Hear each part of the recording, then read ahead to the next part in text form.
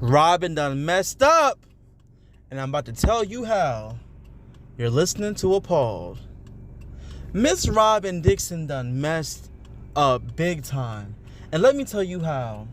This woman is already not a fan favorite on Potomac. This woman already gets called out because she plays sidekick to Giselle.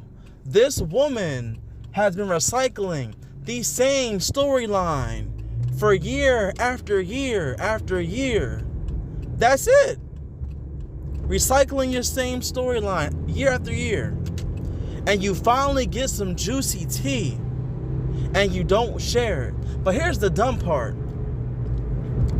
What's dumb was that you went on your podcast and told this story in the first place. This is something you should have kept to yourself, because now all the fans and people who don't like you are aware that you are withholding information. Withholding information from your quote-unquote story. And in return, you joined this slander train against many of the men on the show just to deflect from your situation. What also doesn't make sense is that if you knew about this, why would you call Juan? Like, Juan's reaction makes so much sense to me now. Like, at first I was like, okay, he pretty mad. Like, it was just off. You know, I didn't understand why he was like going off like that. But it makes sense because they done quote unquote got through this already, and now it's being used on the show. And he was going off. He don't want to talk about this. He don't want this to be a topic of discussion. He don't want to go through the ringer because at the end of the day, this stuff is true.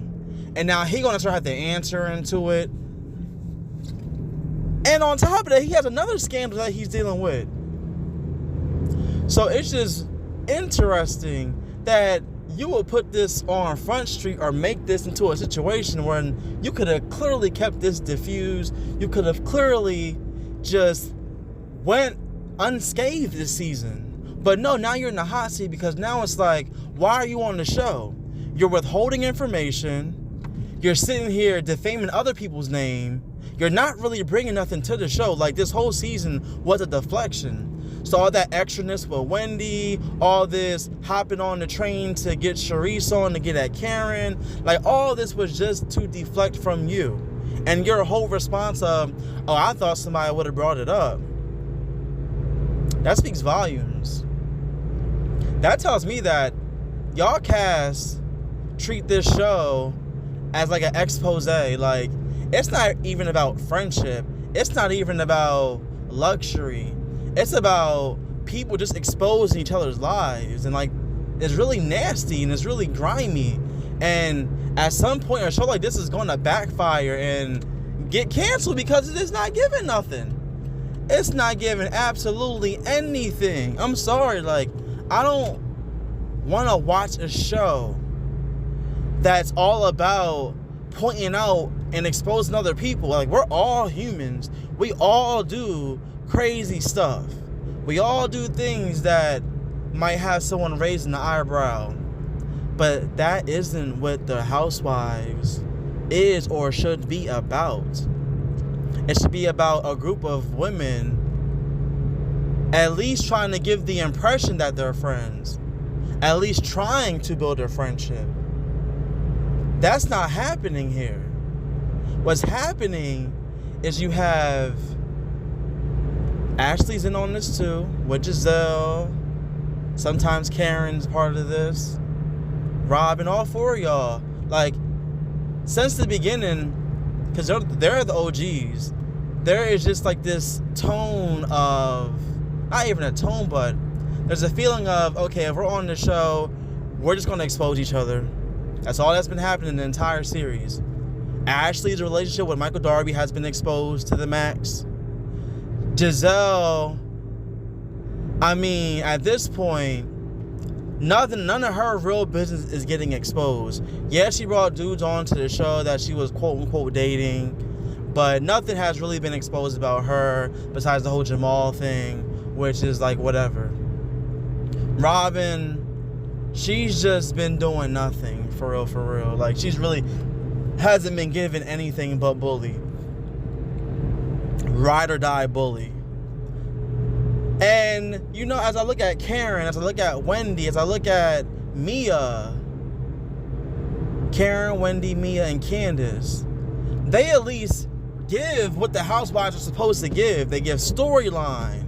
They give fun. They give shade. They have the ingredients necessary. And they can like spread some tea when it calls for it too, but that's like not their main thing, is spreading tea.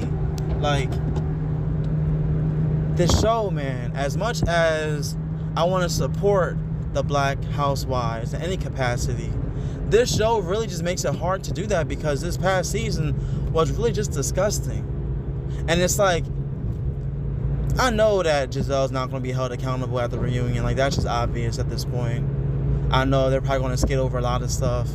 And this revelation we won't see nothing from this revelation, because all this came out after the reunion, like literally 2 to 3 days after the reunion. So it's just unfortunate and it's sad, and it honestly appears to me that this might get used for a season 8 storyline. I won't be surprised. I can see the same group of girls coming back and this being used for a storyline. Oh, Robyn knew and she didn't say nothing. But then it's like, who is going to be on that bandwagon to tear her down? Because Candace nor Wendy is on that type of time unless she comes for them first. Karen, she might, because of all the things that Giselle and Robyn are doing now, so it'd be good payback for her. Ashley, I never know where her allegiances lie, so you just never know.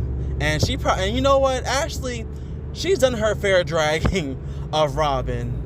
We've seen that throughout the first couple of seasons. Like, she was dragging Robyn. She gave what needed to be given in that department. But it's sad.